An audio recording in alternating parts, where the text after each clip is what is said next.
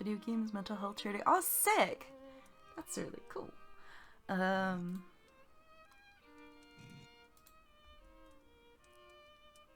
Maybe we turn it down to... Actually, it's... Maybe we turn it down to very high instead.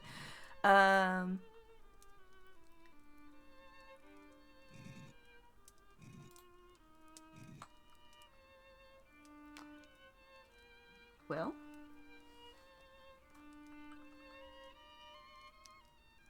Time to check it out, right? Vampire Therapist is a comedy game about the immortal undead processing historical yet personal traumas. References to historical violence and oppression may be upsetting to some. This game was developed in consultation with licensed therapists, but should not be considered a substitute for therapy, unless you're a vampire. My name is Sam Walls, and I'm a dead man. Well, kinda dead at least. See, I'm a vampire. Now, if you think that means all that Dracula hooey, like hissing, wearing skin-tight leather, and hunting mortals for sport, I wouldn't blame you one bit. That's exactly the sort of thing I did in my younger years with my former gang. And let me tell you, a vampire who's good with a gun can be a real terror. I got lucky, though.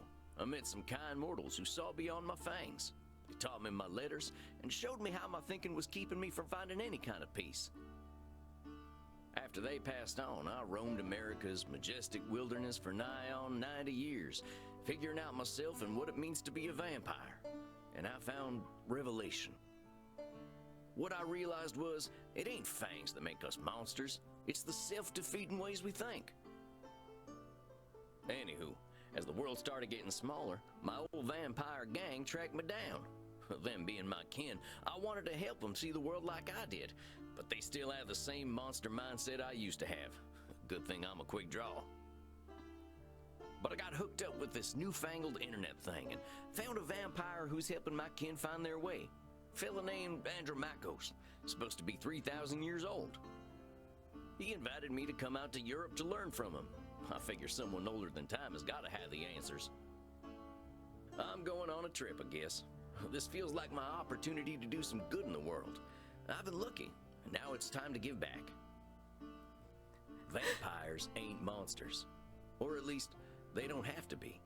And come hell or high water, I'm gonna prove it to them.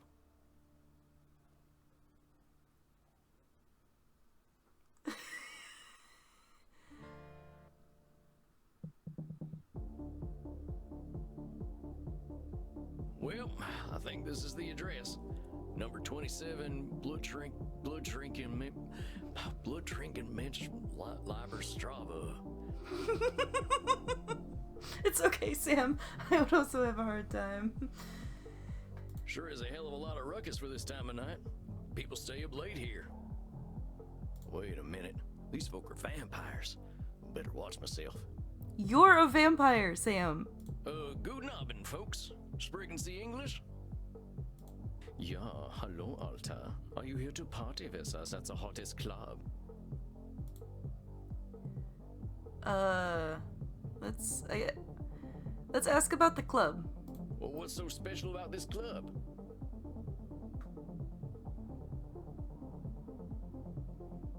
Immernacht is the greatest club aller Zeiten. The owner makes sure everyone has a good time. If anyone acts without respect, they are banned from the club forever. You are free to do and be whatever you like, as long as you are harming no one. Okay. Und I hear that they are now attracting sexy old cowboys. Shh, Maxie, he's old enough to be your grandfather. Oh, come on now. You're just flattering me. I'm only a couple 100 years old. Oh mein Gott, he is so cute, Reinhard. Can I keep him?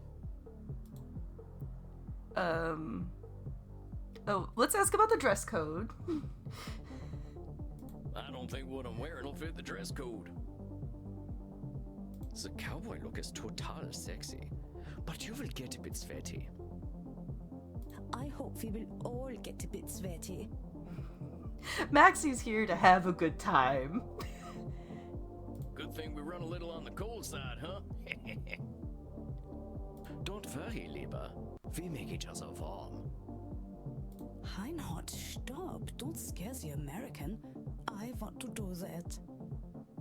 Maxi, Liebchen, you are so naughty tonight.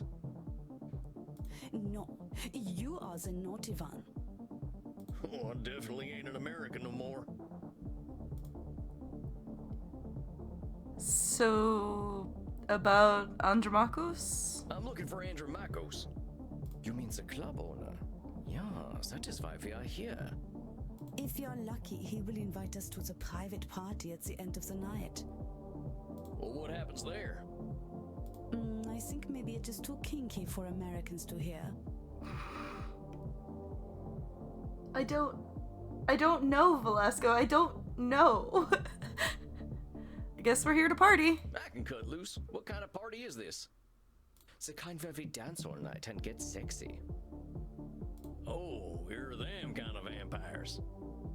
Oh, so there are better things to suck than blood, oder?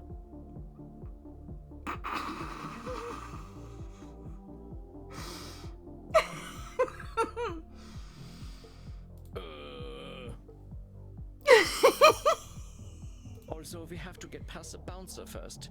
If we do not, I am thinking our night is ruined. But just a sec. There's something about what this fella just said. I can feel it. It reminds me of one of my revelations about the funny patterns in the way we vampires think. Well, let's see. One type of thinking I noticed I called hot branding. That's when we brand ourselves with names we can't get rid of. There's high noon mind. That's when we treat a situation like it's a do-or-die showdown. And there's saloon thinking. That's when we act either helpless or invincible, like we've just drunk a pint of moonshine. I can always check my journal if I need examples. I kept all my notes about the funny ways we vampires think in there. I think I know which one of them funny ways they're thinking in, though. Hold on, compadres. You seem like the kind who can make their own fun. I don't want to have my own fun. Imenacht is the only place to be on Friday night. Am I supposed to choose? Amigos, you're putting too much weight on this thing. It's a nightclub, not a high noon showdown. The night's full of possibilities. Reinhard, I don't know what this means, but I like the way the sexy American talks. You make us think that maybe it is better we haven't gotten into the club, because we are now meeting you. Hey, if meeting me makes your night better, I'm glad we met. I really gotta find Andromakos, though. You have to get past the bouncer. He decides who gets in and who doesn't, and he hasn't looked our way all night. Maybe I'll have a little word with him. Excuse me, friend. I hear you're the man to talk to around these parts. I'm here to see Andromakos. Have fun, mate. Hey, thanks, amigo. You have yourself a fine night, you hear? Cowboy, what about us?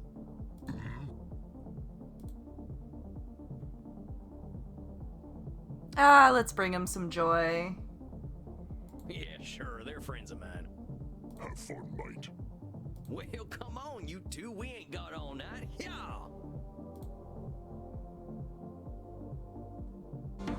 Dang, awful loud Oh, in it's here. so loud. Oh, man.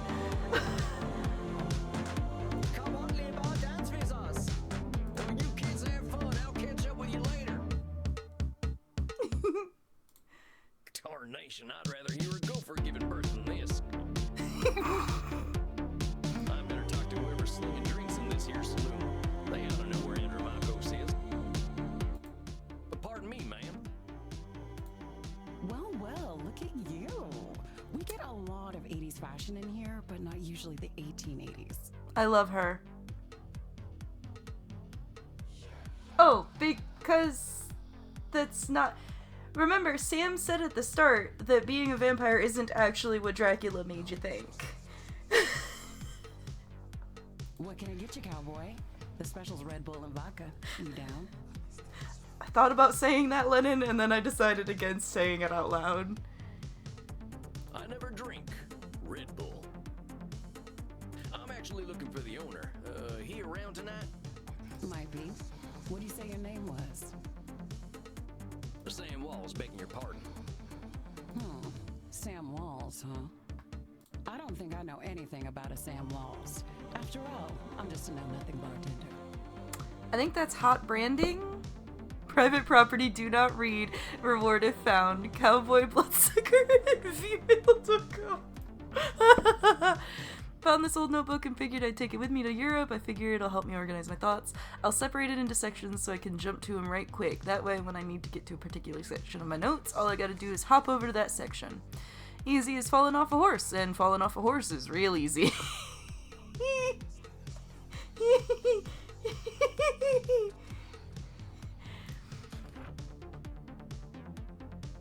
Alright, so...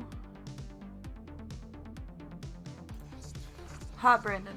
Humans sometimes call ourselves awful names. It's like burning ourselves with a big old branding iron. Every time we look at ourselves, all we're gonna see is some names. Hot Brandon's just calling ourselves names that don't help us any. Yeah. Okay. From where I'm standing, I see someone with style and confidence, not just a drink machine. Don't go branding yourself like that's all you are. Don't you go worrying about me, cowboy. The man upstairs warned me you were coming. I was just testing to see if you are who you say you are. Tell you what, let me give you something from our special reserve. I don't think you're looking for booze. Well, thank you kindly, ma'am. I was wondering where the blood was. I met some vampires outside, so I figured this was a vampire club. You met some gods, honey. They're here to dance and have fun.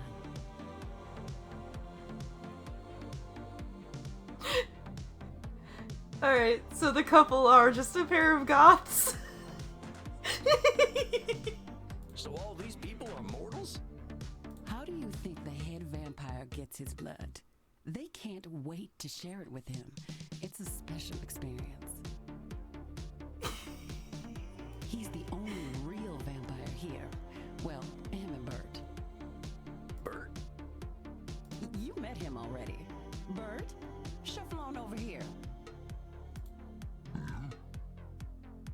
This one's here to see the big guy. Show him upstairs, okay? Have fun, mate. Good luck up there, cowboy. Hope you find what you're looking for.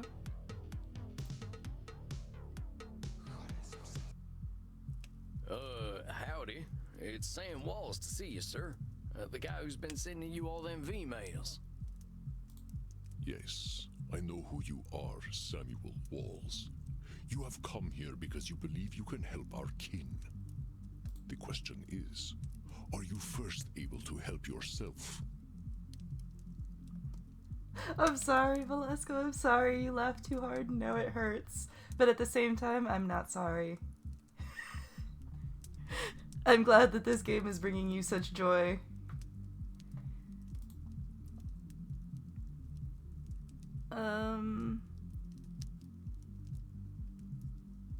I mean, alright, so I don't know how this is going to be responded to, right?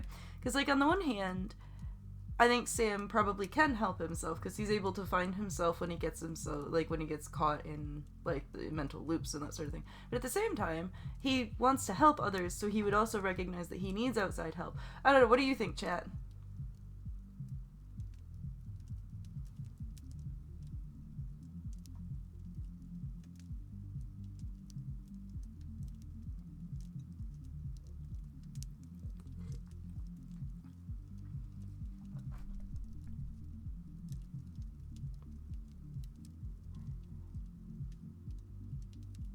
Alright.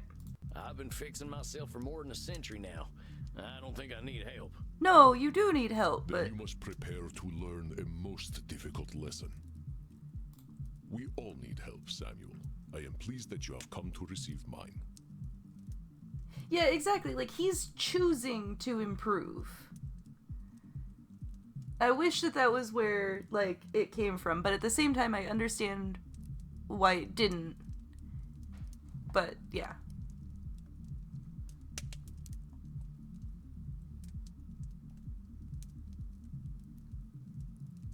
It's true, Velasco, it's true. He is older looking for a cowboy, especially considering the time of cowboys he came from. But we're an old man in a profession where men die young. Dang, you scared the heck out of me. You must allow an ancient vampire his games. He will play them regardless. Please, sit down. What an absolute pleasure it is to meet you at last. I found your messages most intriguing. Afraid there ain't much here in the way of intrigue. I'm just a lonesome cowboy looking for answers. You know, I receive emails every day from vampires seeking my help. You are the very first to seek my aid in helping others. This alone makes you intriguing. Well, dang. I think you're gonna be sorely disappointed when you get to talking to me. I'm just honored you're giving me the time of night. It is not a Fiction Factory game, Velasco. It does feel a lot like them. It's possible that, like, they have played Arcade Spirits. I have unlimited time, Samuel. I am pleased to share some of it with you. Our kind can be rather set in their ways. It is inspiring to see someone so young and eager to learn.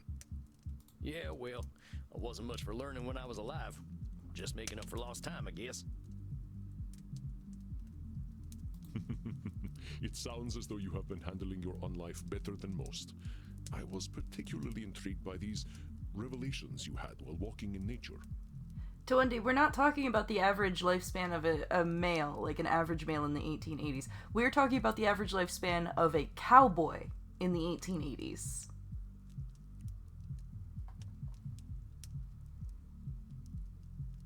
Oh, yeah, them. Well, I give walking the credit. Nothing sorts my thoughts out better. After a few decades, I started seeing patterns in the way we vampires think. Can you explain some of these patterns? I've tried to explain them to other vampires, but it ain't never gone well. I can try, though. Okay. 90 years wandering the wilderness to have a revelation. See, we tend to assume certain things just because we've been believing them since we were alive. Yeah, he does look older than 40. Or we decide the world's against us just because we're hungry or tired or something.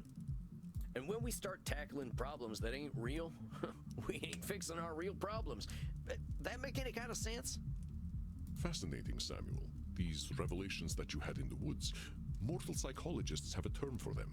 They are called cognitive distortions. Cognitive whoozy what now? Cognitive distortions. They are exactly as you described them.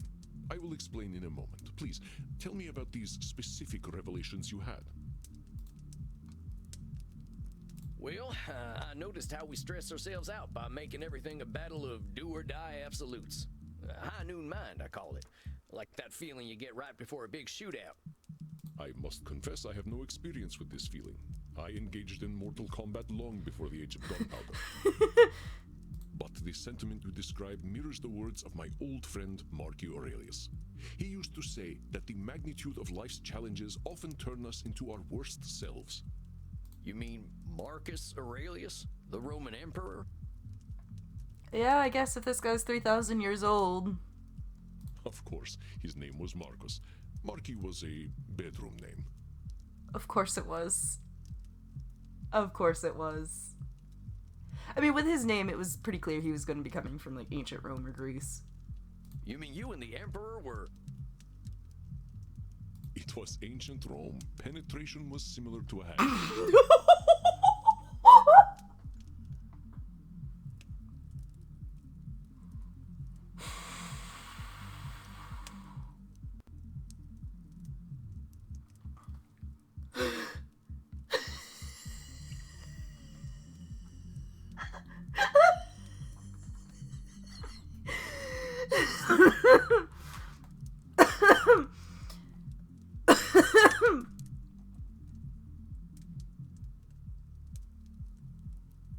I'm okay. I'm okay.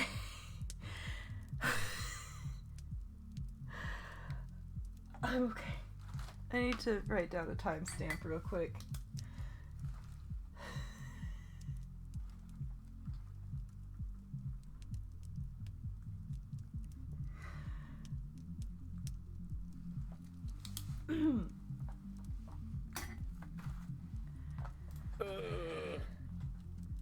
My apologies. I somehow forgot you were American. But let us discuss this high noon mine. I believe we can broaden your definition. Mortal psychologists call this phenomenon of binary thought polarized thinking, but I like to call it Nosferatu thinking.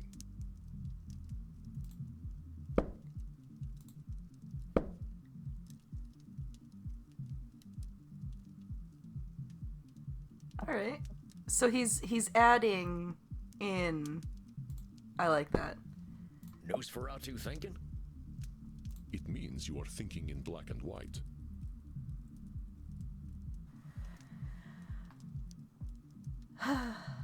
Okay.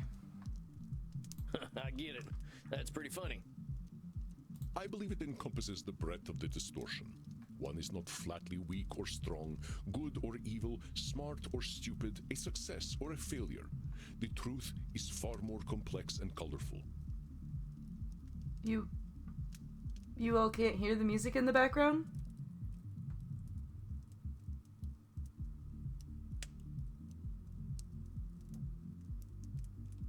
Oh, okay. Like, cause it's like muffled in like everything. Like clearly it's behind closed doors, but like it's definitely still there.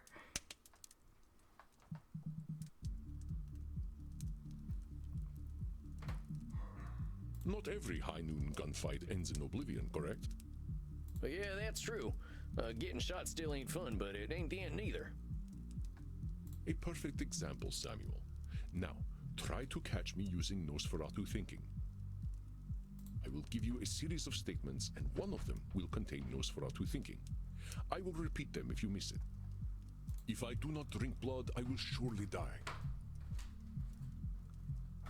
I mean... Death eventually comes for us all. Mortals will always fear our kind. Did you miss my Nosferatu thinking?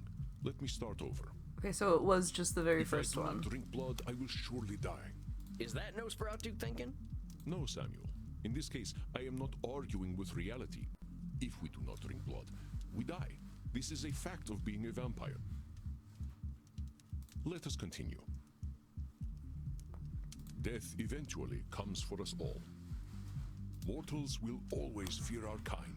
Alright, so it's gotta be the Mortals one. That's Nosferatu thinking right there. I've met mortals who knew who I was and weren't scared. Very good, Samuel. And even if you hadn't, to say mortals will always fear us ends any hope that they might not. Always is such a terminal word, is it not? Would you like to discuss more of your revelations with me? I realize that as vampires, we can get the feeling of the power that comes with immortality and strength, but then we get hopeless and aimless over time. It's kind of like the fella you see in the saloon at the bottom of a bottle of whiskey. Either he thinks he can fight everyone, or he's crying into them last drops because he thinks life's hopeless. It's saloon thinking. Two extremes that probably ain't true. A fascinating observation, Samuel. Your saloon thinking was described in my time as the battle between hubris and nemesis, the twin excesses of arrogance and self-pity. Oh man, it make me wish I'd gotten some schooling. Maybe I would have figured this stuff out earlier. You live forever, my friend. There is no rush. What you have identified is a phenomenon where individuals perceive either an illusion of control or a lack of control. Mortal psychologists call this phenomenon you have described a control fallacy. Rarely do we have complete power over our situations or no power at all. But we create this illusion that stops us from attempting to change our perceived situations. Yeah, you're right about that. I used to think I'd never get away from my gang. And maybe that's what made me stick with them for so long. Yes, you see how cognitive distortions keep us from facing reality, whatever that reality may be. Of course, I am so old and powerful that I am always in control. You're testing me, ain't you? That's a control fallacy right there. Well done, Samuel. I am indeed very powerful, but the cosmos holds no awareness of Andromachos. Andromachos? Andromachos?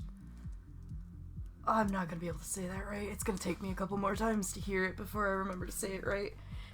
Of course, as you expertly pointed out with your analogy about the man at the bottom of a whiskey bottle, a control fallacy can be positive or negative. Thank you. I have lunch, chat. Listen to my next two statements and try to find a control fallacy. Simply let me continue if you do not detect one. The sun will eventually burn out. I will roam a cold, dead earth, and there is little I can do about it. That sounds like Nosferatu thinking. My kitty cat died. I shall be lonely forever.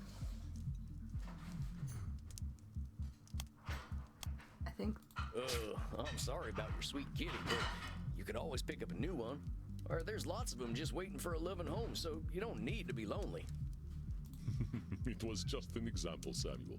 Well spotted. But I do speak from experience. I felt this way once when a pharaoh I was dating had our cat mummified. I need an entire story about his dating, his dating history.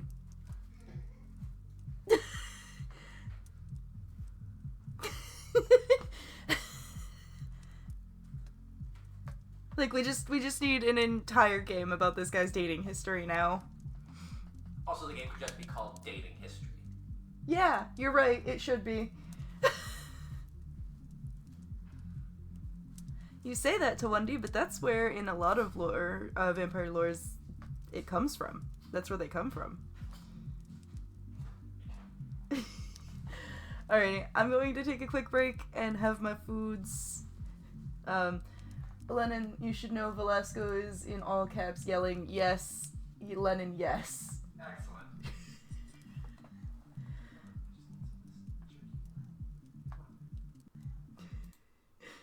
Dating history absolutely must become a thing.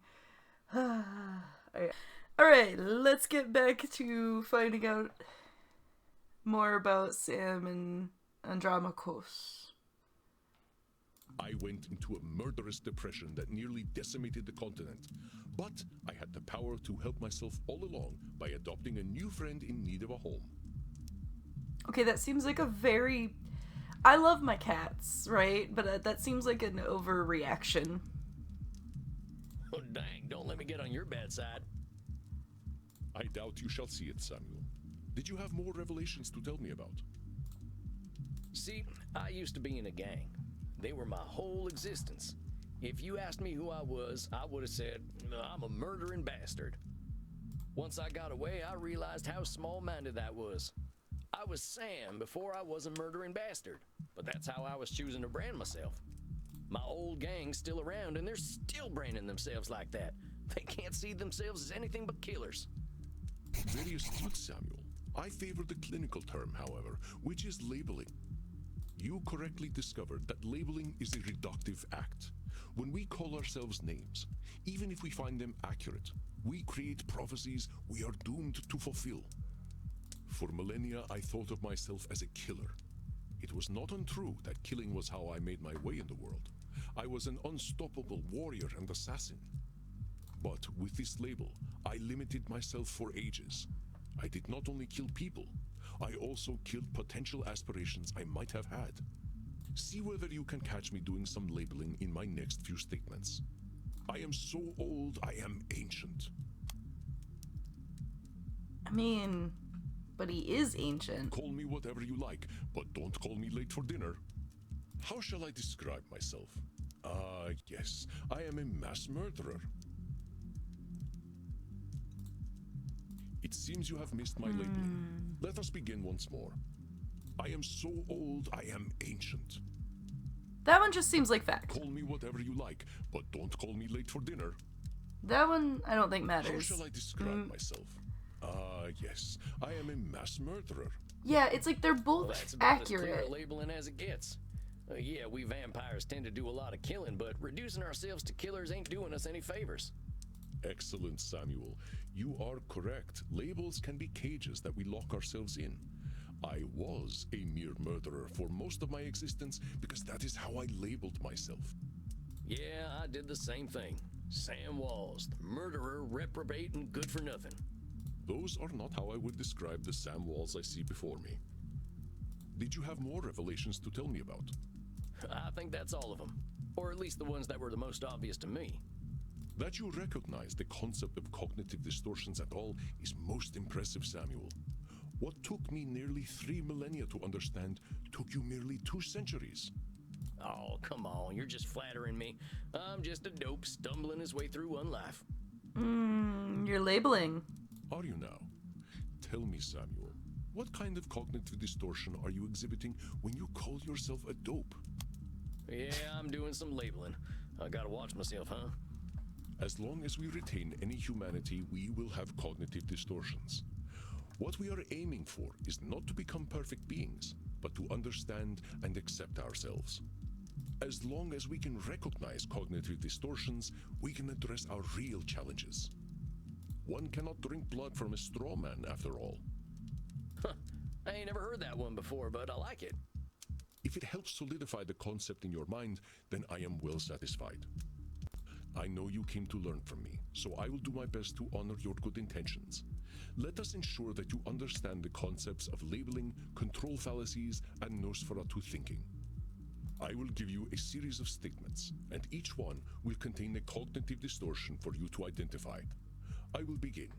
If I invite over my vampire friends, I know I'm going to have to deal with guano all over the place when they turn into bats at the end of the night.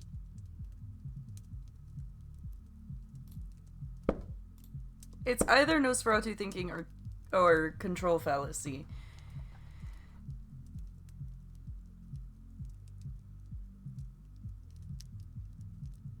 I don't think it's Nosferatu thinking. I think it's control fallacy. Well, there's a control fallacy, sir. You're acting like you've got no control, but you could lay down some ground rules for guests, or some newspaper. Or express concern to my friends that they have not been toilet trained. Very good, Samuel. Let me try another. I am Andromachus, the ancient darkness, the scourge of the Mediterranean, the mortal's bane. Well, that's definitely some intense labeling. Those are some hard names to get over. You are not wrong. Those names followed me for millennia. It was most stifling. Let me try another then. If my club's revenues do not significantly increase, I will end up living on the street. That there's got to be Nosferatu thinking. There's a huge space between making a ton of profit and living on the street. Indeed, you are correct. I run my club at a considerable loss, but 3,000 years of banking interest means that money is not really an object to me anyway. Samuel, now I am not only intrigued by you, but also impressed. I would very much like to teach you my ways, but I must demand something of you first. Anything. I'm here to learn. You must receive therapy yourself. I will not have you seeing clients without a commitment to your own mental health. Oh, now, hold on just a minute. I don't know that I need therapy. I'm feeling pretty good about myself these days. Samuel, we all need therapy to live in this world. You have been speaking in cognitive distortions since the moment you walked into my office. I have. I didn't even notice. They are most insidious, but I am here to help you identify and challenge them. You have walked alone for too long, Samuel. Allow me to share my experience with you. Well, all right, if you say so. I appreciate your taking the time to work on this, old cowpoke. We have all the time in the world, Samuel. But for now, you must be eager for something fresh. Please, dance, drink your fill. We will begin tomorrow. Okay, then. Well, sir, it's been an honor. You don't have to call me sir, you know. All right, then, Andromachus. Andromachus. Hey, Andromachus. Just call me Andy. Guess what, Velasco? You were right. He goes by Andy. All right, Andy. I'll see you tomorrow then.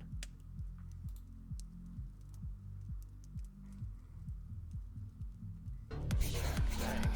Look at all them mortals, sweating, blood pumping. I am thirsty, but there ain't no power on this earth that'll get me on a dance floor.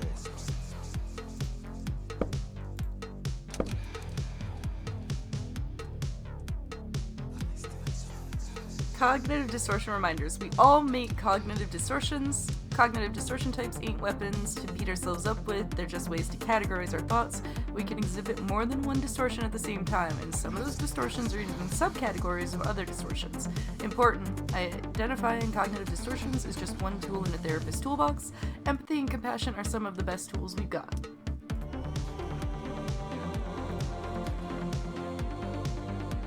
Client notes. When I start getting therapy clients, I'll put my notes about them here. I'll update after every session. I figure I can see how they're doing over time. That is, if Andromachos decides I'm ready for this whole therapist business. Crossing my fingers. March 14th, 2024. It's been about a week since I boarded the Monster of the Seas cruise ship, and I gotta say, I feel finer than frog hair. People here are eating and screwing like there's no tomorrow on account of the fact that we're in the middle of the ocean. I've drank for more necks in the last week than I can count. And since the ship's open all night, I rode a water slide for the first time in my own life. People were laughing at me for saying yeehaw, but what else do you say to an experience like that? I love him! He's so sweet! March 22nd, 2024. Landed in Rotterdam the other day, in Amsterdam now, arranging transportation for my coffin. Did some vampire sightseeing? Apparently this place has been accepting of heathens like us for a long time. I went to a vampire coffee shop. They funnel in the stoners from upstairs to a secret club and everyone has themselves a grand old time. Gave me the munchies, something fierce. I could go for some blood chips, extra sodium if you please. April 9th, 2024. Writing from Berlin today. I head to Leipzig tomorrow night, but figured I should check things out here. They got a club here where people are up all night doing all kinds of kinky stuff. I'm pushing a quarter of a millennium in years, but these folks give some lessons, and did. Met some fine folk too. Apparently they've got a nice art scene here. There's even local funding for video game development. Ain't this some kind of world? I can't believe people are still playing Star Invaders and whatnot. I like it here. I don't even have to speak German. Ain't nothing more to read. Maybe I'll see if the bartender's got anything for me. If it isn't Clint Eastwood again. How'd it go, cowboy? Seems I'll be sticking around. Guess I better get used to things around here. Good to hear. About time someone helped Andy with his work. Seems you vampires have a lot of problems to fix. Name's Crimson, by the way. Fine meeting you, Crimson. How do you know so much about what Andy's doing? Pillow talk. I'm his blood partner. Oh.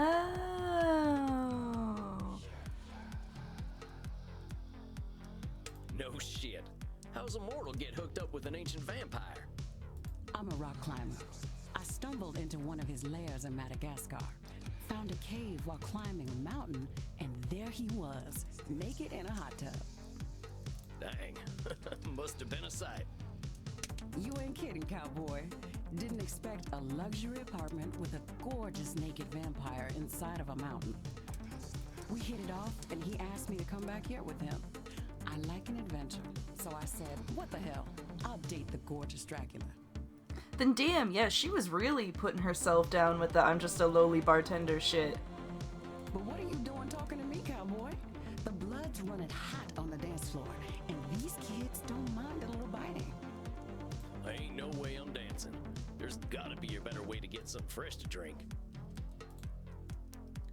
Reinhard, look. It's the sexy old guy again. You should buy us a drink, old guy. You will probably get lucky. Actually, you will definitely get lucky. Pleasures of the flesh ain't exactly what I'm after tonight. That's because you haven't experienced these pleasures with us yet. Buy us a drink and you will discover great satisfaction by uns.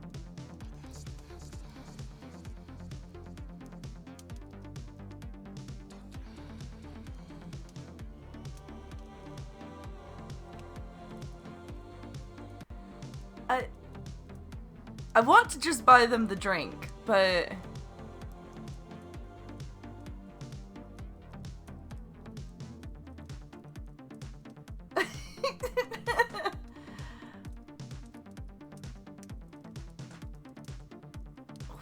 what do I say? I don't want to upset them, you know?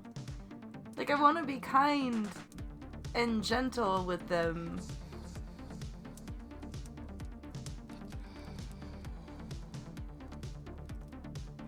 I'm leaning towards telling them they can support themselves.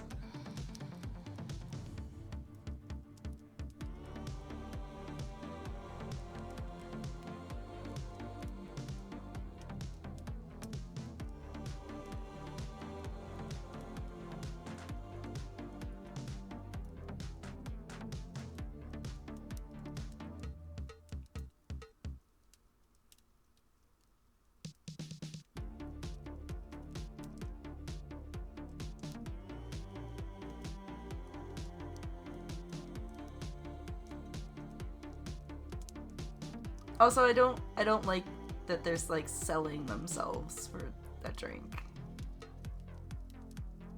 True, they can't consent if they get drunk.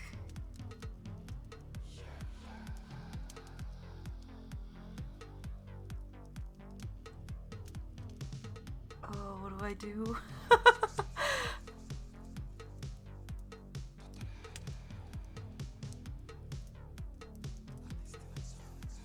Then again, he clearly isn't that worried about consent from people who are inebriated, because his journal did mention about the stoners in Amsterdam.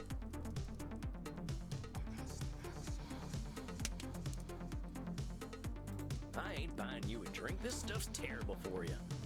Are you making a joke? We are at a bar. It's okay. He's just trying to be protective. Aren't you, Opa? You know, I think the drinks here ain't strong enough for you two. Alright, we're gonna try the... Buying you a drink, I think I'd be insulting your economic status. Mein Lieber, don't worry about us. We just like to feel special. We have lucrative jobs in IT. Oh yeah? Well, maybe you can help me. See, my printer died again. Getting real tired of these things. Please, we are here to party. But get a laser printer. Well, thanks for the tip. That ink seems to be more valuable than blood.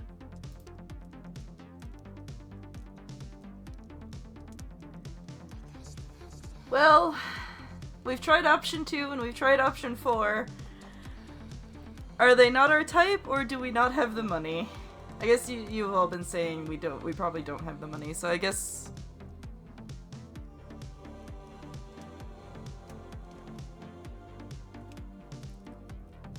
I ain't buying you a drink. All I got are good old-fashioned dollars. I like American money. All we have on our money are buildings. You have all the sexy old men. All right, I'll buy it. Which of them old men are sexy? I like Hamilton. His posture is just so powerful. There is a dollar coin that has Eisenhower's face on it. Oh, you are right. Eisenhower is, how do Americans say, a snack? I get it. You like older men. Well, we have one option left, so we tried to let him down gently. I ain't buying you a drink. You ain't exactly my type. We don't want to marry you. We just want to have fun with you. You kids are too much. Well, these kids just ain't gonna leave me alone. Alright, so the yes option was hidden behind the 4 no's. Stop teasing the cowboy, Kinder. They're just messing with you. Drinks are free here. Dang, really? I ain't never been to a saloon with free hooch. Call it a drink exchange. Huh. So, everyone here knows they might be sharing blood? Only as long as there's consent. We like to create a safe environment here. Why don't you take Reinhard and Maxie here back to the kink room? Wait, kink room? Yeah, thank you, Sam. You're not in Kansas anymore, cowboy. We are not afraid Hey, of sex here. hi again. I'm really sorry to interrupt. Who's that on the right there? Which one? The one with the red highlights. That would be Crimson. She's Ah. the bartender and also currently the lover of the 3,000-year-old vampire. Damn and blast!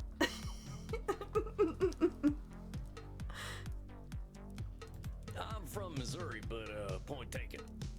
Nobody has to do anything they don't want to do in there.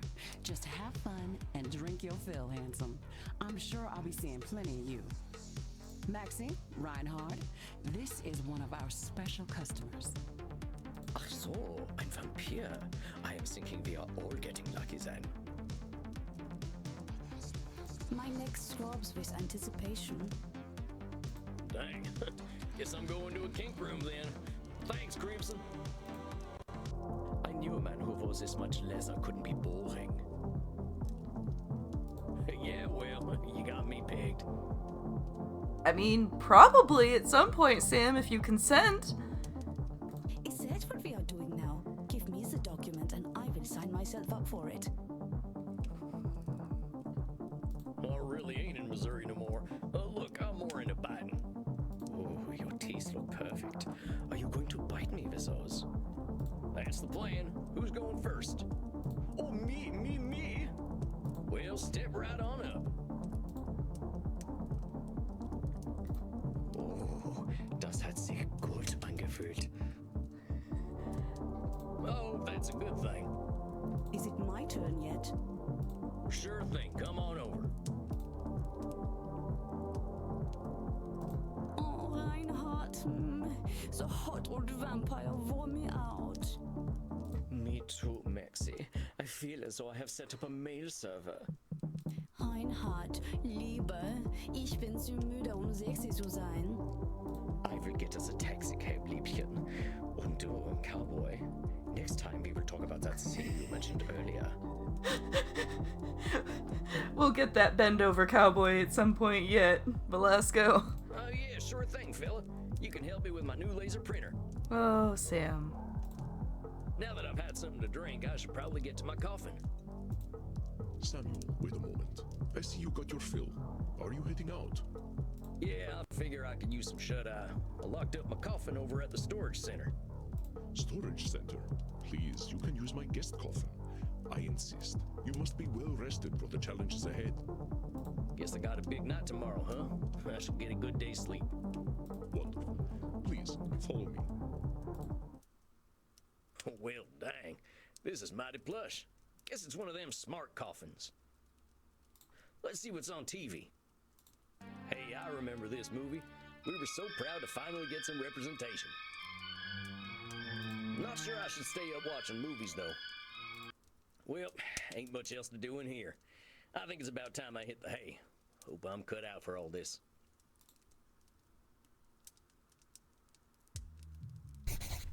Samuel, good evening. I hope you slept well. April 11th, 2024. Woo, what a day. I made it to Andy's club in Leipzig. Folks are real nice here. A couple of goths were real friendly. They've got a darn tootin' bartender and even a friendly greeter. He don't talk too much, but I can tell he's an introspective sort. Now Andy, that's one hell of a vampire. He's just got this presence. You can tell he's 3000, that's freaky as heck, but he makes you feel at home. But naked. I don't know how else to describe it. Oh, and I went to a kink room. Yeah, Sam Wells' kink room. My big brother would have gotten a kick out of that one. I ain't gonna write about it here. I should get some sleep in this fancy coffin Andy lent me anyway. Like the dead, as they say. I was hoping to save you some breakfast, but I've already sent them on their way. Oh, that's all right. I'm still pretty full from last night. Them goth types were practically throwing themselves at me. I am not surprised. Perhaps I should be concerned that some of my guests will follow you home. Well, gosh, if I still had mortal circulation, I'd be blushing. Why are you so embarrassed, Samuel? Ah, hell. Guess we should just save it for therapy, huh? We gonna get started now? If you like. Why not? I'm eager to get going. Let loose, Doc. Very well. Let's start with the first question any therapist asks then. What brought you to me? Why is becoming a therapist so important to you? Well, gosh, I remember what it was like. Being all angry, hungry, and scared all the time. It ain't no way to live. When I see vampires acting the way I used to, I just need to show them there's more to unlife. And why is that up to you? You, of all people, know how lost our kind can be. Preying on the weak, dating mortal high schoolers. Sam just wants to grab Edward Cullen and shove him, just shake him until he wakes up. I've got to make them see their potential. That's what I'm here for. I know it. That is a lot of responsibility to place on yourself. You got a funny look in your eye. Am I doing one of them distortion things? You are most perceptive. Yes. Perhaps you can tell me what it is. That's fair. It could have been a Buffy reference. Although I feel like Sam would probably take more offense to the terrible things that the Watchers and such do to the teenage girls to become slayers. you say you are here to make vampires see the world differently, in what way are you distorting reality? Control fallacy. Well, I guess that's a control fallacy, right? I can't assume I'll be able to help other vampires the way I was helped. Very good, Samuel. Control fallacies are hard to avoid when one feels strongly about something. Your fate is not to transform every vampire you ever meet, even those who are your clients. Yeah, that universe was all sorts of fucked up. I will point out that only Angel actually dated her while she was still a teen. She was already an adult by the time she and Spike started her relationship. And also Spike didn't push... Well, he did kind of push for that. He's kind of both of them. That was a whole messed up scenario, too. You will do what you can do, and that is enough. But I am eager to learn how you developed this desire to help our kin find a different way of thinking. Well, like I told you when I first emailed you, I was a real nasty son of a bitch when I first became a vampire. When I look back and see what a no-account piece of shit I was, I ain't nothing but embarrassed. It all seems pretty stupid to me now. Here we are living forever and all we can do is kill? It's the dumbest thing I ever did here. I am going to stop you for a moment. Stupid, no-account piece of shit, nasty son of a bitch, dumbest thing. Do you hear the way you are talking about yourself? With respect, sir, I earned all them names.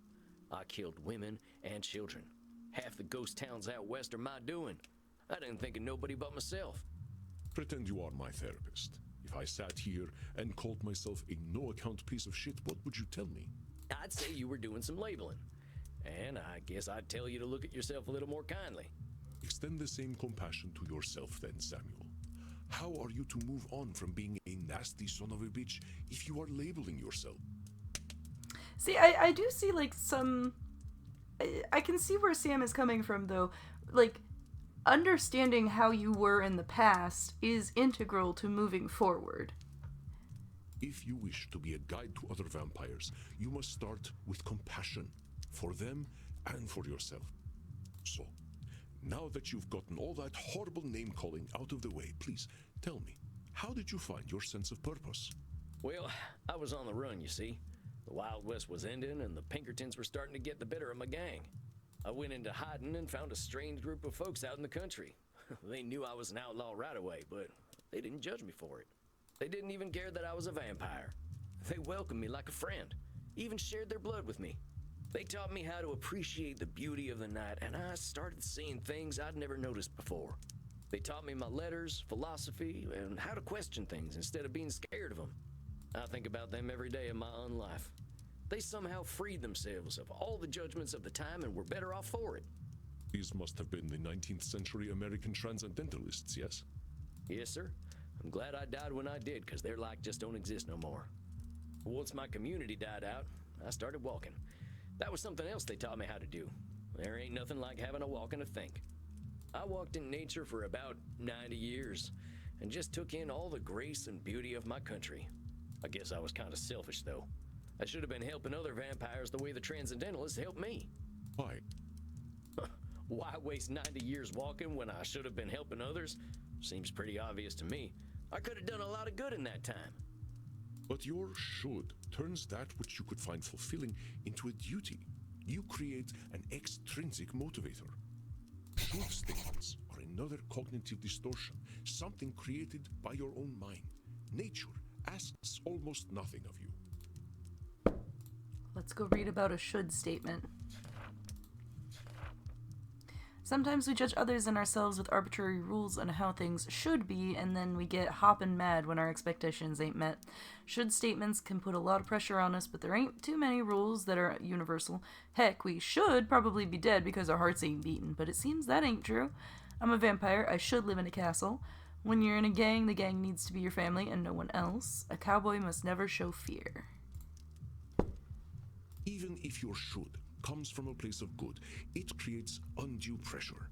And what do we do once we are pressured? We resent the shoulds. We procrastinate. And as you know, we have a lot of time to procrastinate. You got that right. Why do today what you could do next century? Exactly. Should statements remove the intrinsic joy from that which you find fulfilling? Hold on, though. Ain't there some things we really should do? Of course, there are things we must do. But nature herself tells us what they are. We invent the rest. Here, let me give you an exercise. Listen closely. See whether you can find the should statement that is a distortion. I should go to the vampire dentist. You know what they say. If you have bad fangs, you get bad blood. I should drink blood today. I should take my blood partner Crimson out on a date. I should be wary of sexually transmitted diseases. Did you miss my should statement? Let's try again. Is it the one with Crimson? I should go to the vampire dentist. You know what they say. If you have bad fangs, you get bad blood. I should drink blood today. I should take my blood partner Crimson out on a date. Saying you should take Crimson out on a date is a should statement. You've turned something you want to do into something you have to do. That's right, Samuel. You know, I couldn't be more pleased with you. Your time in nature was clearly well spent. Well, thanks, I suppose. But if you don't mind my saying so, I hope you're treating that mortal lady right. Thank you. Please, ask her yourself. I imagine she would share her blood with you. You look like her type. Hold on. I've only been in Europe for a couple of days. I ain't gonna go after my teacher's girlfriend. She does what she wishes, and that is why I chose her as my blood partner. So yeah, they have a polyamorous relationship.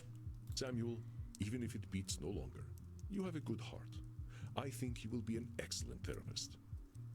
So far, that good heart of mine hasn't amounted to much, but I'm willing to give it my best shot. You are uncomfortable with praise, aren't you, Samuel? Every time I say something positive, you find a way to negate it. I just don't think I should be doing any bragging. I spent my first 50 years killing. I spent the next 90 walking in the woods. I've tried to walk a better path since then, but I ain't no saint, Auntie. I did not say you were. Having met several so-called saints, I can attest that none of them were either. I understand your discomfort, Samuel. I, too, have done terrible things that I cannot erase. But is erasing the good I have done worthwhile? Well, I guess when you put it like that, it sounds kind of silly. It's another cognitive distortion, one that mortal psychologists call disqualifying the positive. Time to go read about that. On account of the nasty stuff I've done, I can feel like a real good-for-nothing sometimes, but that's disqualifying the positive, canceling out the good and leaving the bad. It ain't a distortion to see the positive in yourself or in a situation. It's just being honest. Examples: the Three Stooges just smack each other in the head and a bunch. Though I still like them. Yeah, I guess I can turn into a bat, but any vampire worth their fangs can do that. She rescued a kitten, but she drinks mortal blood every night, so one good deed means nothing. I understand that the actions of your past are difficult to bear, but what we are here to do is accept reality, with both its positive and negative aspects. I am not saying that you should disqualify your negative actions, but merely note when you disqualify the positive ones. Let us try an exercise. See whether you can challenge me when I disqualify my positive deeds. I am Andromachos, one of the most powerful vampires alive. Before I became the vampire I am now, I did exceptionally terrible things. I have defiled the innocent. I have killed countless people. The good I now do pales in comparison to the evil I have done. That's the one. You're literally disqualifying the positive by comparing it to the evil stuff you done. Well done, Samuel. I believe the recognition of this distortion will serve you well when you start to see clients tomorrow. Whoa, tomorrow? I only just started learning these here cognitive distortion things. I will, of course, be with you. You needn't worry. I can sense your instincts and will help you. But tomorrow?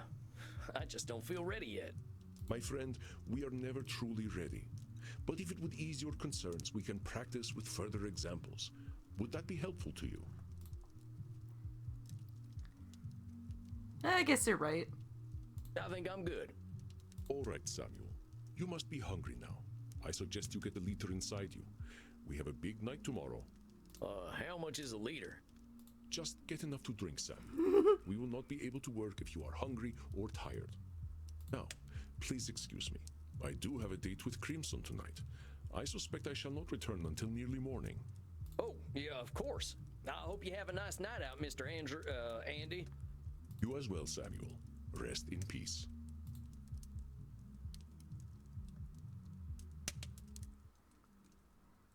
Ah, Samuel, glad to see you are awake. Your first client is on his way.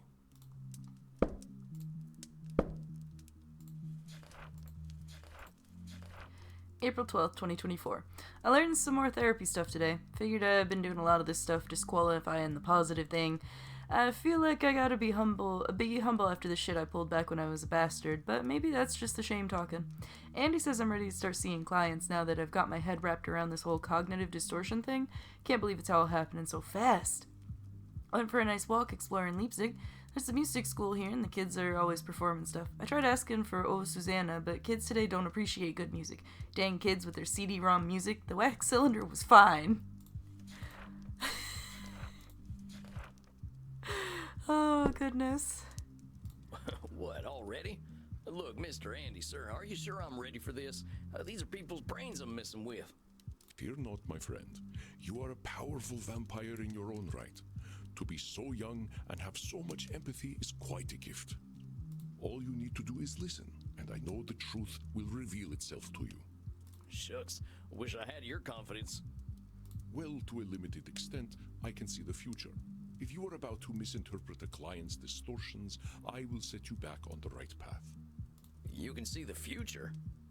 It's not that impressive, really. You start to see the patterns after 1,000 years or so. Well, dang. If seeing the future ain't impressive, that's gotta be a distortion. Disqualifying the positive, it's gotta be. You barely require my aid as it is.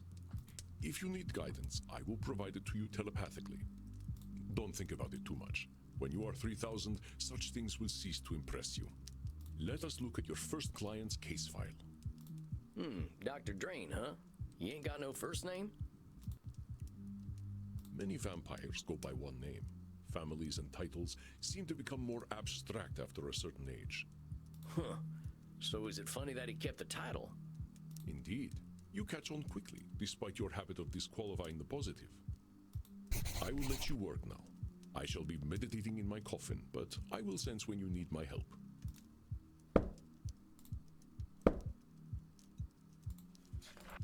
Oh, there it is. Dr. Drain.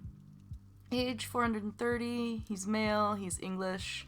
Dr. Drain is a class of 1648 graduate of the Royal College of Physicians. He has been studying the nature of blood for the last several centuries. Became a vampire after a post-mortem blood transfusion experiment. Now runs a global pharmaceutical research company. Is now concerned that he has developed an addiction to a drug of his own formulation.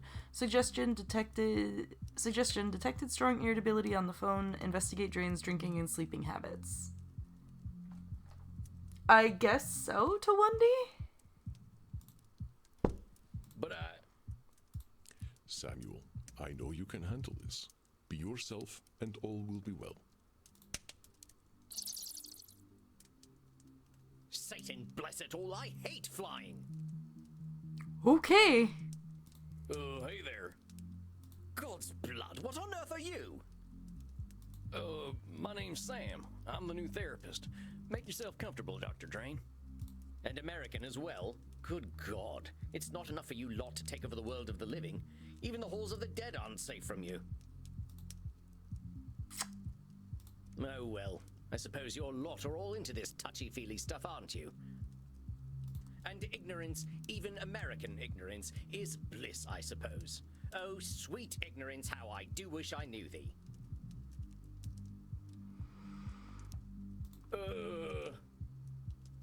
Damn it, how am I gonna work with this fella? I gotta ask Andy. Are you all right, Samuel? You gave me this fella as my first client? Why not? He is clearly hiding very little about his state of mind. How am I supposed to help him when he already sees me as the bad guy? Use your instincts, Samuel. Think about how you have felt in your darkest hours. What does this poor vampire want?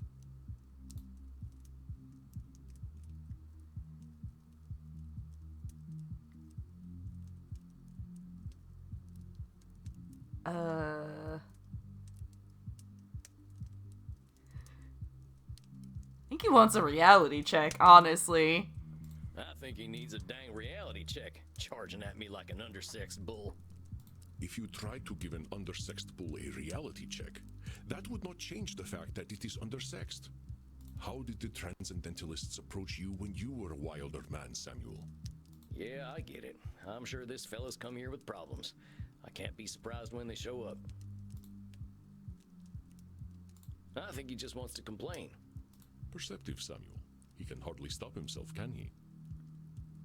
So, what? I just let him complain? Of course.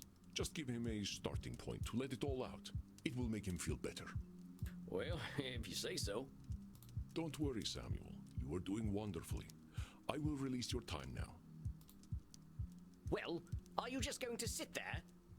I was just gonna ask how your trip here was. My trip? My trip was bloody wonderful. Until my familiar got a flat tire and I had to fly 30 kilometers here as a bat. I hate being a bat and I hate flying. Do you know an owl tried to eat me? Me, a creature that has lived for centuries, treated like common prey. I'm surprised he was even interested. You should see what an ugly little beastie I am when I transform. All I could do was screech and squeak until he went away. Well, I suppose I'm alive, in a manner of speaking anyway. You all right there, pal? Yes, I'm fine. Well, I'm not, of course. I wouldn't be here otherwise. But for the sake of conversational integrity, fine. I take it you've read my case file and know why I'm here? He has an addiction. You're here for an addiction problem. Yes. Embarrassing, isn't it? What's to be embarrassed about? I remember when Ulysses S. Grant was president. Didn't seem to bother him. Oh, well, of course. How wonderful it is that I share the mental failings of people who only live a single lifetime. Hey, come on now. There's a part of us that's still mortal. Can't help that, just like we can't help being dead. So I'm discovering. Look, I just need some tips and I'll be on my way. Just give me all the tricks. Whatever one does to make addictions go away. Tips? Let me think. There are no easy solutions, I'm afraid. Partner, there ain't no tips that'll magically cure you. But I'm here to listen. You know, I never in my life thought anyone would ever call me partner. Like partner, but not with a T. And I know how you English love your tea. Thank goodness we can still process tea. We cannot live on blood alone. I appreciate the concern, though. I must admit, I rather saw myself above this whole addiction thing. I tell you what, let's not worry about being above or below anything. You're here now, so let's see what we can do. What exactly are you addicted to? It's a form of plasma, a catalytic compound of my own design, a necessary component of my own scientific goals. You're losing me. Well, let me try to make it simple. I have been able to replicate and even alter the molecular patterns that vampiric erythrocyte surface receptors receive. What? Our unique physiology gives us an increased ligand affinity, which is how we are able to process blood the way that we do. I can extend this receptivity and thus achieve my true goal: synthetic blood, freedom from the hunger that plagues us, and hope for all humanity. Well, dang, that sounds pretty impressive, Doc. Well, it doesn't work without a vampiric catalyst, and that is the plasma I am addicted to. Pathetic, isn't it? I have spent 400 years trying to steal the secret of blood, only to be engulfed by it, like Prometheus walking into a fireplace. Pathetic? Doc, where the heck would you get a word like that? You've come up with the synthetic blood. Man, I can barely get my spurs on some mornings. Maybe you had a setback or two, but give yourself a little credit, compadre. Credit? For wasting 400 years? Practically speaking, I'm in the same place as I was back when King James was in power. Only now I have a drug problem. Perhaps I must face facts. My professor was right. Nothing we ever do will make a damned bit of difference. No. Samuel, listen to him. Do you recognize his patterns of thought? There's some distortions in there, ain't there? I knew you would sense them. Invite him to talk more about this failure of his. I'll do my best. Now hold on just a minute there, cowpoke. I've heard you talk a lot about failure, but it sure sounds to me like you ain't thinking clearly if you think you're a failure. I am a realist, that's all. Look at me. 400 years of study and still dabbling with leukocytes. Is that downplaying the or disqualifying the positive, or...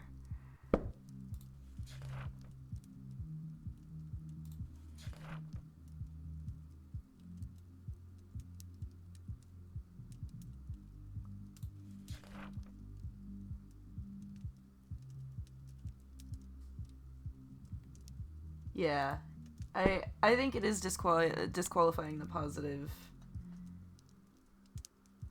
Yeah, I think you're right that the nothing I do matters is a control fallacy, but I think this one is disqualifying the positive. I don't know many people who would call working with LucasArts dabbling. I mean, I gotta admit, I have no earthly clue what you're talking about. So unless you made up all them science terms, I think you might be doing more than playing with a chemistry set. Perhaps, but if we consider all there is to know about blood, I know precious little. But you know something. Yes, I concede I might know something about blood. I would hope so after 400 years. You still got more knowledge about blood than most, whether it's been 4 years or 400 years, amigo. Let's get back to what you were saying, though. I'm saying I am surely the oldest, most well-studied doctor in the world. I should have achieved more than this. Well, who said you should have achieved more? Isn't it obvious? I should have something to show for 400 years of work. And what happens if you don't? Absolutely nothing at all. Well, that's my point. That is not as encouraging as you think it is. Ain't meant to be encouraging, just showing you a little reality. Well, it's all my fault, really. I cannot seem to motivate my scientists to reach the necessary level of dedication. It's always shocking to me how little urgency mortals have around death. So it's all your fault that you haven't come up with the perfect synthetic blood. It can't be anyone else's fault. Only I have the skill, the knowledge, and the experience. Pardon me for saying so, Doc, but it sounds like what you're doing is pretty dang complicated. It sounds to me like you're some kind of god if you expect control over life itself.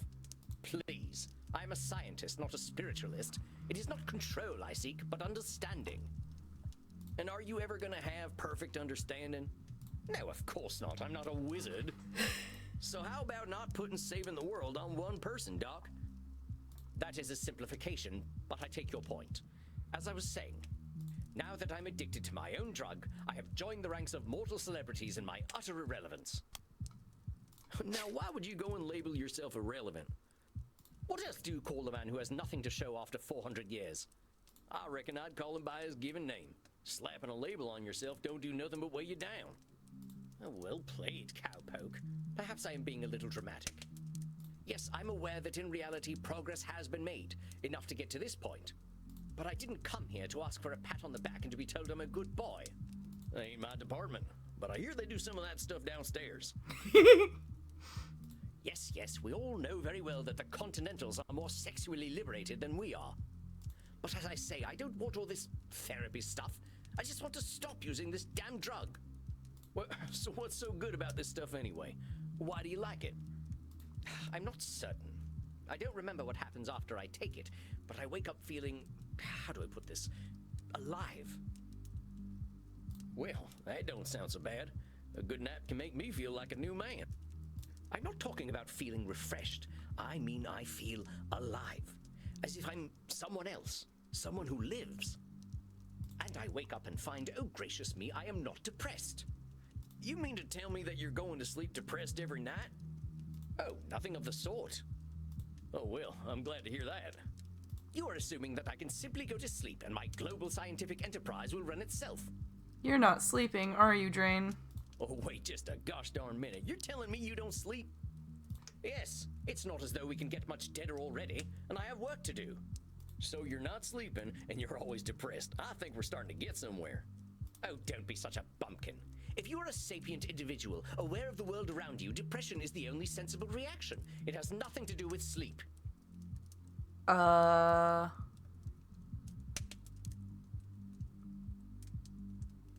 Is that a should statement?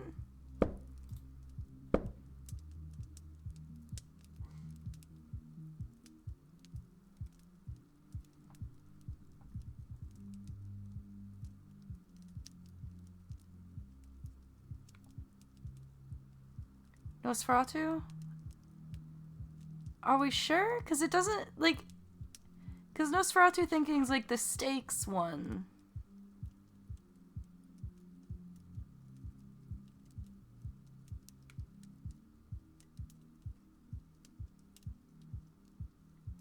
But no, what he's saying, in this one, what he's saying is that if you look around you, depression is the only option.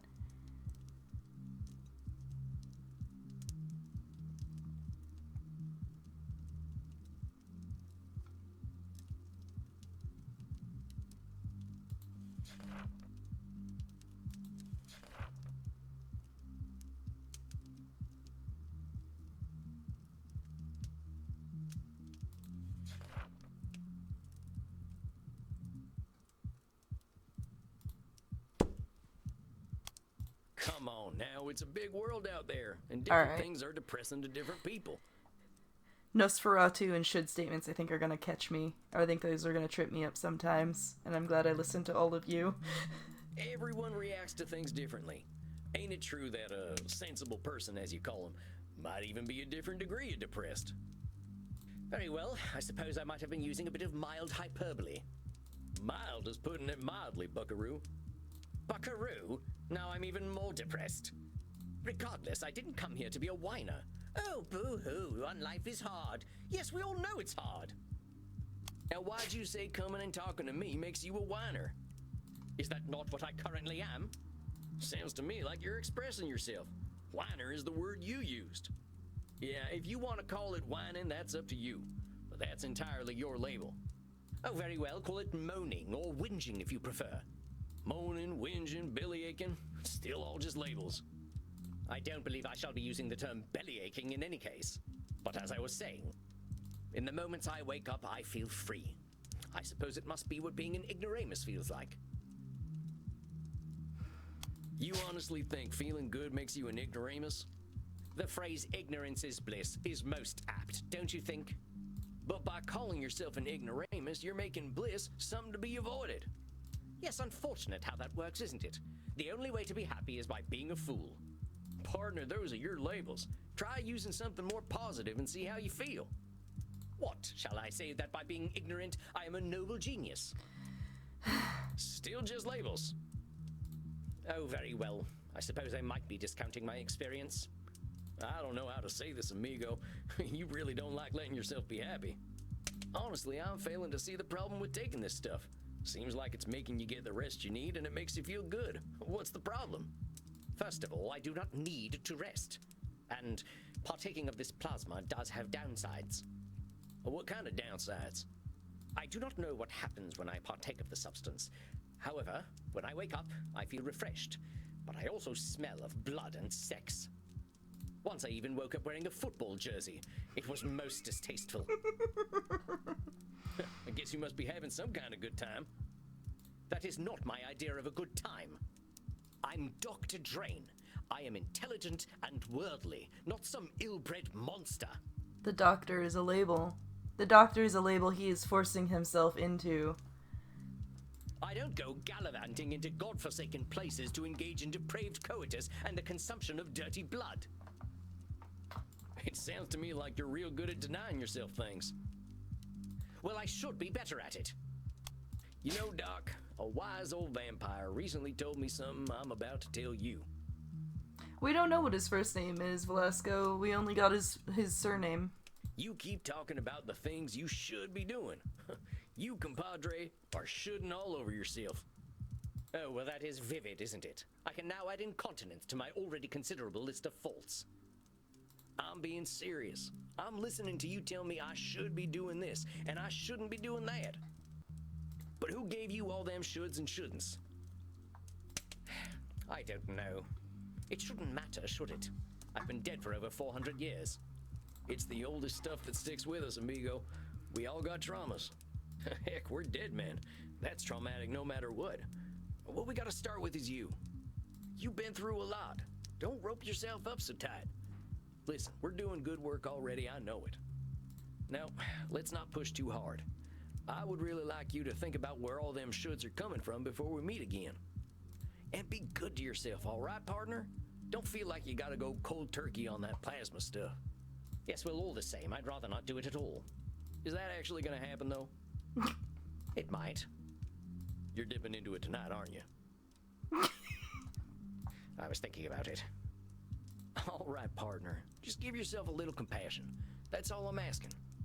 I'll admit, you've given me some things to think about. Not pleasant ones, mind. You can handle it, partner. You're way smarter than I am. Yes, well, that is certainly true. Very well. I shall do some reflecting, inasmuch as our kind can reflect. I shall see you in precisely 4 weeks, then. Farewell, Sam.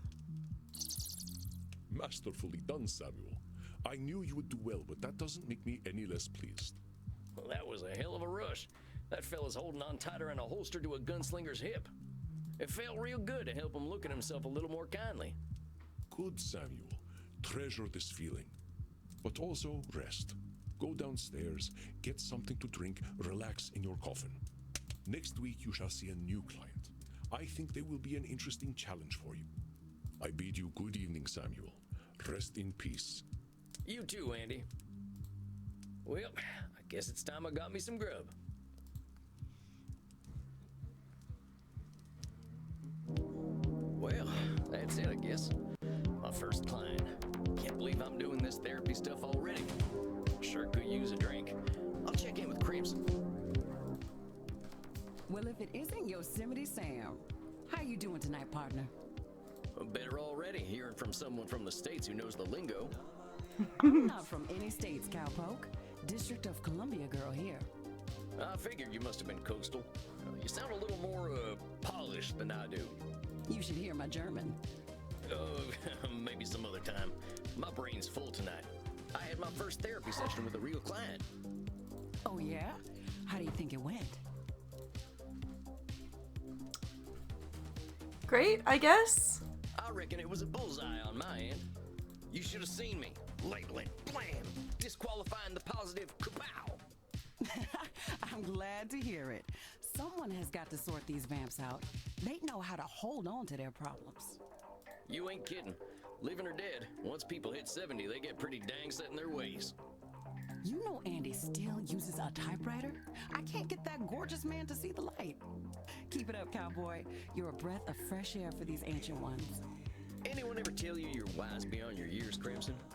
You must have had some life. Afraid I'm exactly as wise as my years. How old do you think I am, cowboy? She's... Don't fall for the trap. I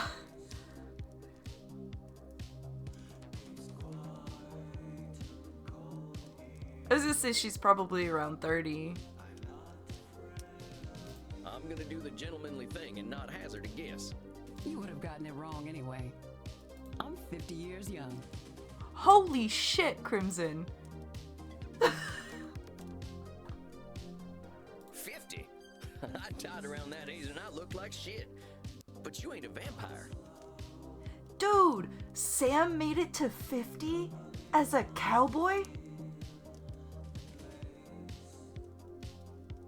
Dude! Like I told you, I'm Andy's blood partner. He shares his blood with me too, just not enough to turn me into one of you. I've been 30 for a good while now. Okay. Alright.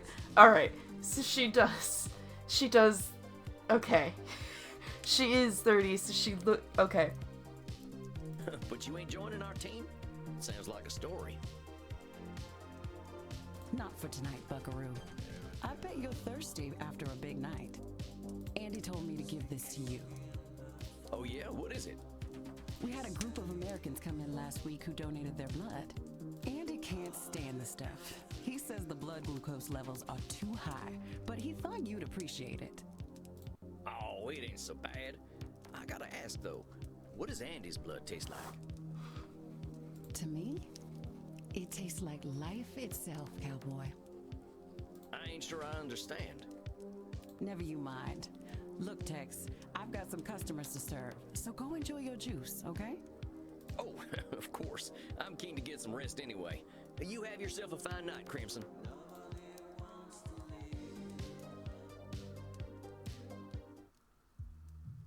There he is, my incredible protege.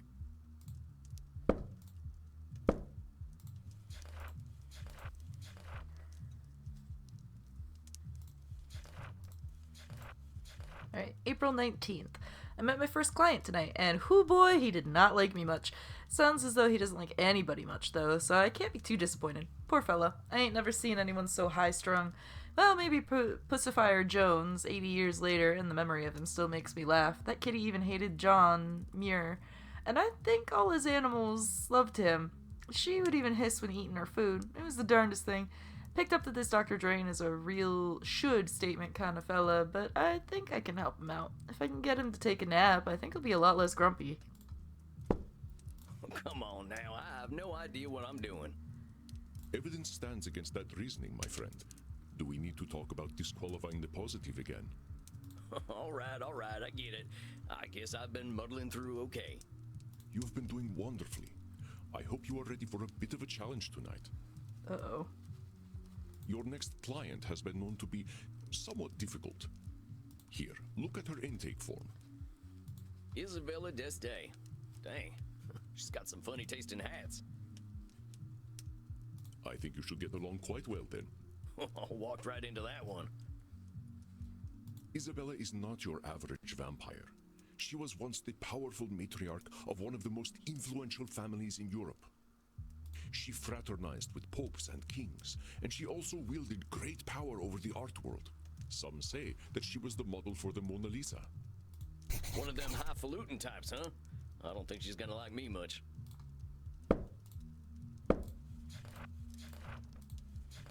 Alright. Isabella Diet was a key figure in the Italian Renaissance, funding the works of Leonardo da Vinci, Andrea Mantegna, and Michelangelo. She received a humanist education and knows much about history, art, music, and philosophy. She comes from a highly aristocratic background, but has endured considerable family issues throughout the generations. She states that she is undergoing an existential immortality crisis, suggesting that her life and unlife have both been meaningless. Suggestion, be exceedingly polite. She's 550 years old, and origin from the Renaissance. She is as human as any of us, Samuel. I already know you will find a way to relate with her. If you say so. Remember, you can always seek my advice if you feel lost. You are not alone. But I hear the beating of elegant wings. Breathe, Samuel. Oh, that's a good catch, Tawundi. You're right. You're right. These are being made on a typewriter.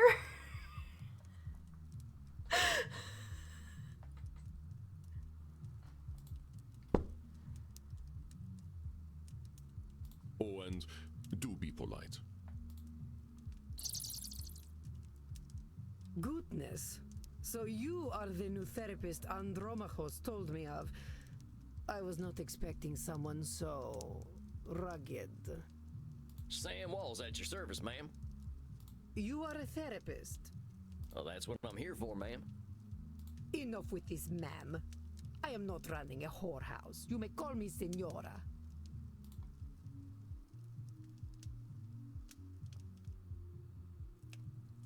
Oh no. Oh no.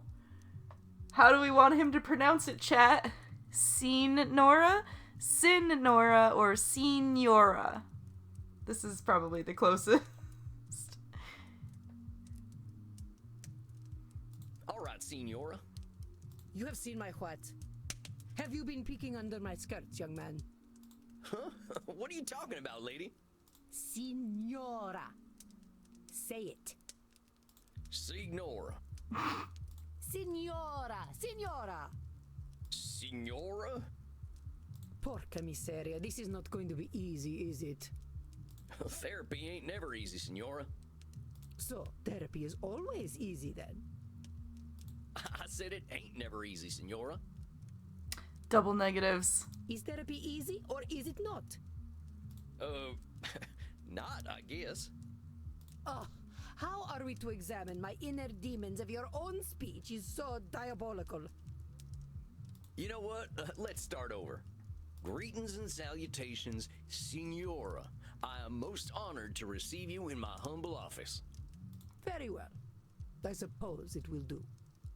I'm just here to help, Signora. It says here on your intake forms that you've been having a tough time lately. A tough time? Indeed, yes, it has been a tough time. The realization that not only am I a corpse, but that I have been a useless corpse for nearly 400 years is a tough time. So what set off this feeling that you're a corpse? I saw a film at the cinema. Hey, I love the cinema.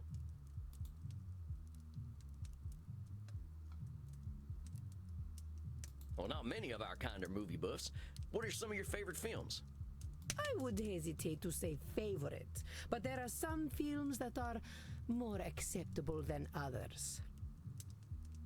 For instance, Beneath the Velvet Dusk or In Search of Sadness are engaging explorations of the mortal condition. Oh, I ain't heard of them. You ever seen The Three Stooges? Utter vulgarity. I do not waste my time with such nonsense. Alas, these Stooges 3 would be preferable to the abomination I saw at the cinema that made me realize just how dead I am. It was a most terrible film, one that shook me to my core. The pain of it lingers with me still 5 years later. Well, movies can be pretty powerful. Heck, I remember seeing one of the first films. There was a train coming right for the audience. We thought we were dead for sure. This film was not powerful, it was meaningless. It said nothing, did nothing, less than nothing, as loudly and garishly as possible. Clearly it did something, Isabella. And the audience, fools that they were, cheered, applauded this desecration of the mind. I hate this film with all my being, for it has done the cruelest thing. It has revealed the dark truth. This life that I cling to has no purpose. Well, she said she saw it in the cinema 5 years ago, and it's 2024, so this would have been 2019. Fuck, did she go see one of the Marvel films? Dang, what the heck was this movie? Space Wars. Rise of the Spacewalker.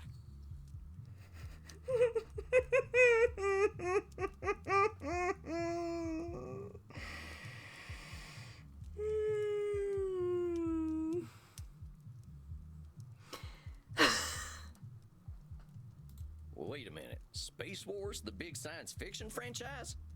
Yes, I believe it is important to understand modern media diets. But that's the movie that gave you your personal crisis? Mind your tone. Do not think me a fool. I know it was not high art. But the money it made, it would make even the Pope blush. This stinking trash. This is what the people want. You see, I understand now. My attempts to infuse art with meaning were pointless. All that I am, all that I ever was, is dead.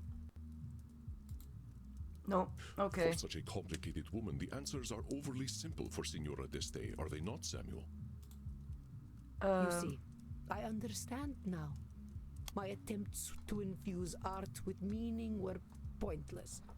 All that I am, all that I ever was, is dead. Is this Nosferatu or Control?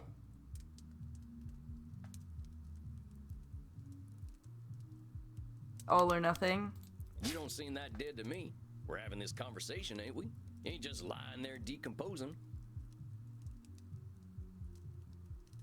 It is no different.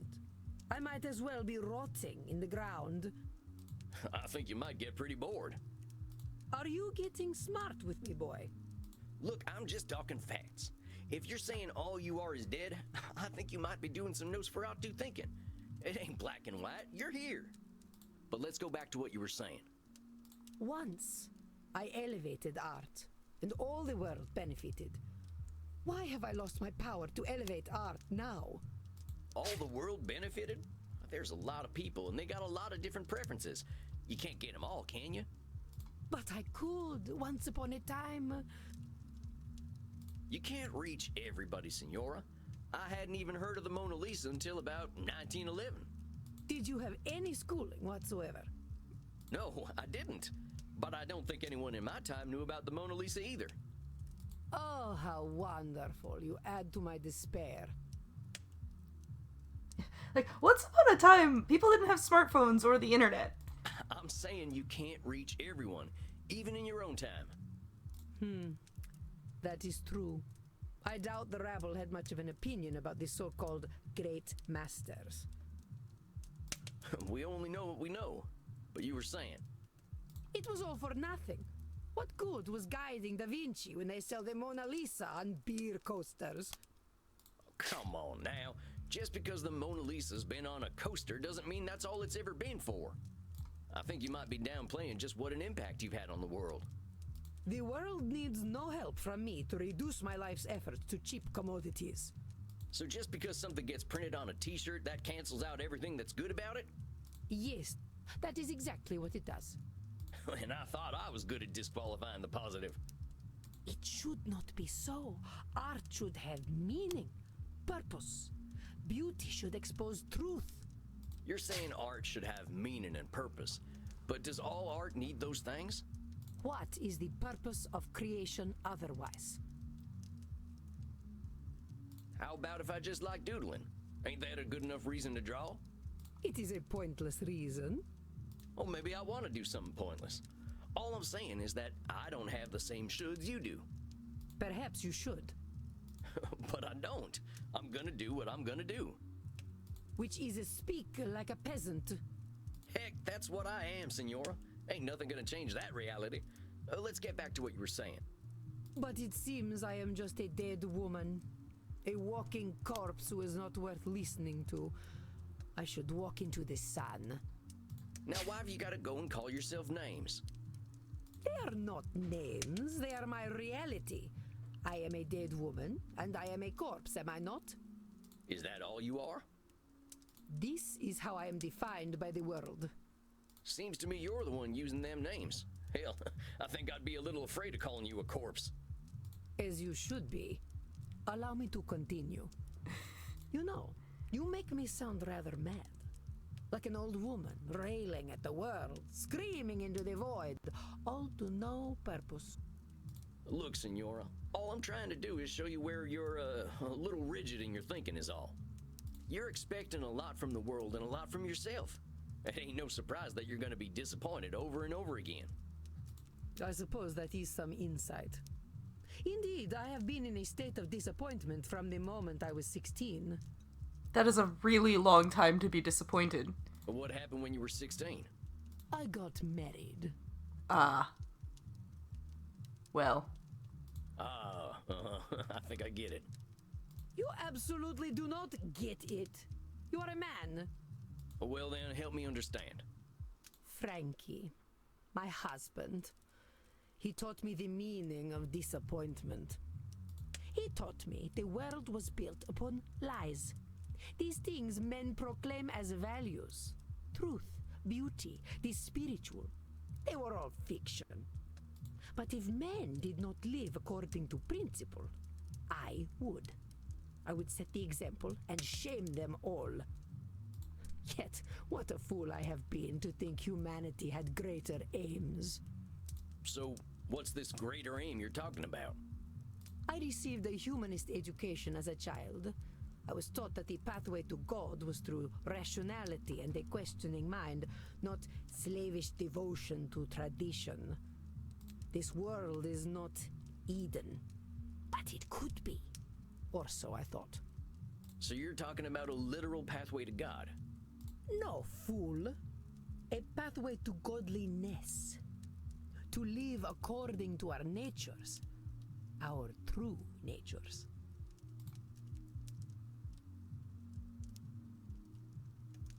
Being vampires? You mean being vampires? Come now, boy.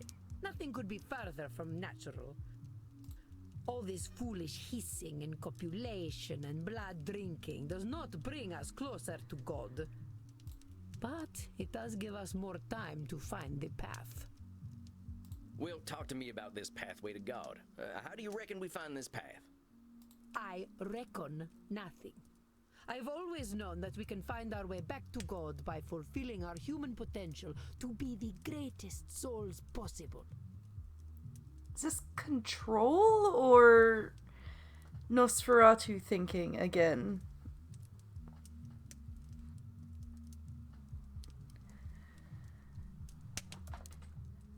I'm leaning control, but I've been wrong a lot, so...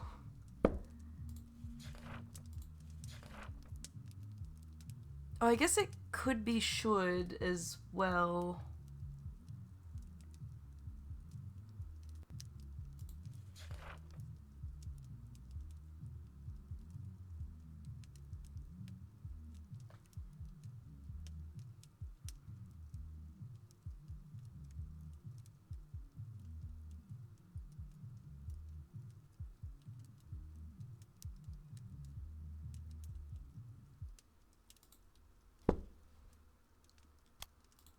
You really think we got that much control, Senora? All we got to do is be perfect, and then we've got our pathway to the Almighty? Yes, it seems quite clear to me. Senora, if that's how it is, it ain't no wonder you ain't forgiving yourself or anyone for the slightest mistakes. I would ask myself if anyone really has that much control. But keep talking. I have always known we must master ourselves and our baser instincts. Virtue must triumph over vice. Oh, that is definitely Nosferatu. Nope, okay. You know there have been many entities over time that have tried to control humanity. They have all failed, and the Signora would do well to remember it. Is this control again? I have always known we must master ourselves and our baser instincts. Virtue must triumph over vice. Okay, it's control There again. have been many entities over time. I have always known we... You've been around a while, Senora. In all that time, when have we mastered ourselves and our baser instincts? Not a single day. Men especially have no bottom to their depravity. All right, fair enough. So us fellas have disappointed you every day for a few hundred years, right? Ain't that proof that nothing you do is gonna change that? An evil thought, Mr. Sam Walls, but true, I concede. We're in agreement then. It's a little bit of a control fallacy to think that's gonna change because of you. Let's keep going. I have always known that the earthly lives we lead are disgusting, and only war and death can come of them. Hold up just a sec there, cowpoke. You really think all we can do is sow death and destruction? I do not poke cows. Do I look like a farmer? Come on, Senora. You've been alive to see what? 15, 20 billion people live and die? You really saying death and destruction is all each and every one of them ever amounted to? Well, perhaps not individually, but as an immortal, I look at the greater arc of history. Well, most of us ain't looking to contribute to the greater arc of history, but that don't mean life's pointless. That's some Nosferatu thinking, I'll tell you what. But let's continue. I have always known the people have become fat and lazy, and living within the Garden of Eden is impossible in such a state. Our esteemed client is very good at coming up with names for others, isn't she? Perhaps you can call her out on this behavior. I have always known the people have become fat and lazy, and living within the Garden of Eden is impossible in such a state. That implies that she's labeling, but I don't... Sounds to me like you're coming up with labels for kicking people out of the Garden of Eden. Is that all we amount to? Fat and lazy? Look around your own country, boy. Look at me. See my disgusting rolls and saggy features. Would you let me into the Garden of Eden? Well, sure, why the heck not? I am glad you are not the gatekeeper, then. You rather have a gatekeeper who wouldn't let you in? Listen, Senora, you gotta go easy on yourself with them labels. Well, let's keep talking, though. I have always known we should act with dignity if we would take our place at God's side once more. I think this here's the meat of it, Senora. The filet mignon. I fear your French is even worse than your Italian. Here's the thing, Senora. Who came up with all them shoulds that'll take you to God? Why, the greatest thinkers of history that I studied in my youth. Plato, Aristotle, Cicero, Aquinas. All men. Sounds like a bunch of dead guys to me. They really had it all figured out way back when, huh? Well, of course not. How foolish do you think me? Not at all, Senora. Just questioning where all them shoulds are coming from. But let's keep going. So you think you are so very clever, do you, boy? That by pointing out my distortions, you have won? That is where you are truly the fool. I already know how wrong I have been, that I have been chasing an impossible fiction all my life. Indeed, I now believe that even if we did follow the pathway to God, once we reach the end, we would discover that he, too, was a work of fiction. When I say God, I mean goodness, propriety, intelligence. God himself is a lie. I see. So you've lost your faith? Yes, it has crumbled to dust, much like myself in this fat, wretched old body. Beauty and truth are lies. Ideas developed by ugly men to justify their existence. While we occupy ourselves chasing those ideals, they create space wars to leech our money and our vitality. And to think they call me judgmental while they created the false ideal to judge against. You don't think I'm judgmental, do you, boy? I mean...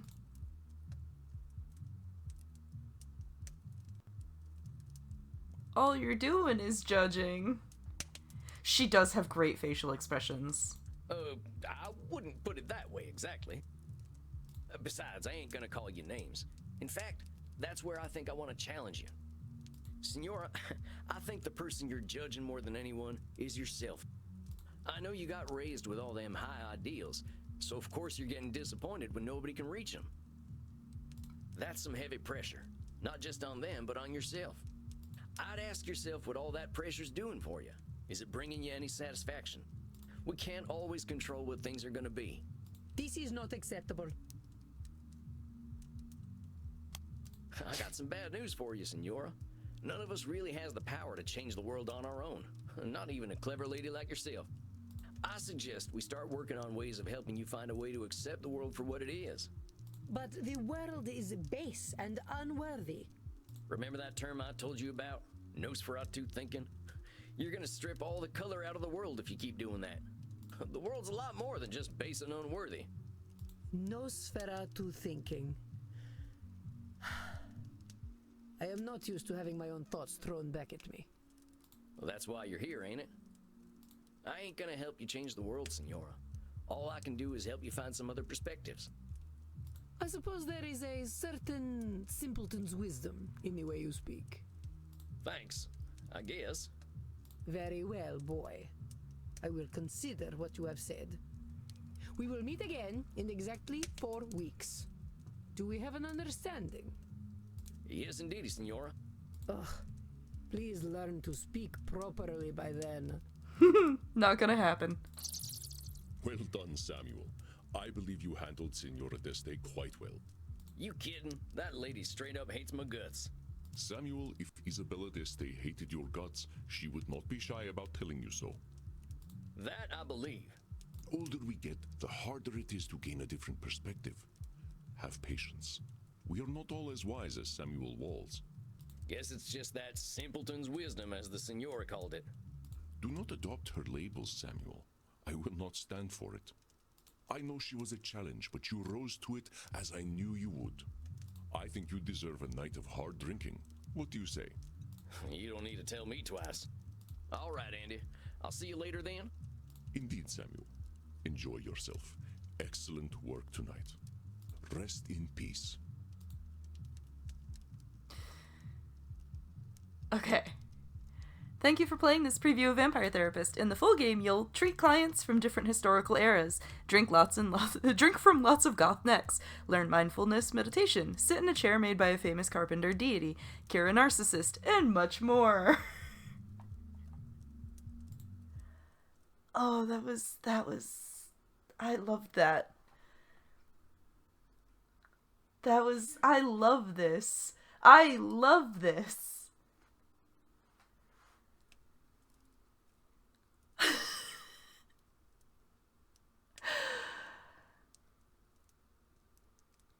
So it is up on Steam for wishlist already. I believe the release date is... Let me pull this up. The release date is in July 18th specifically.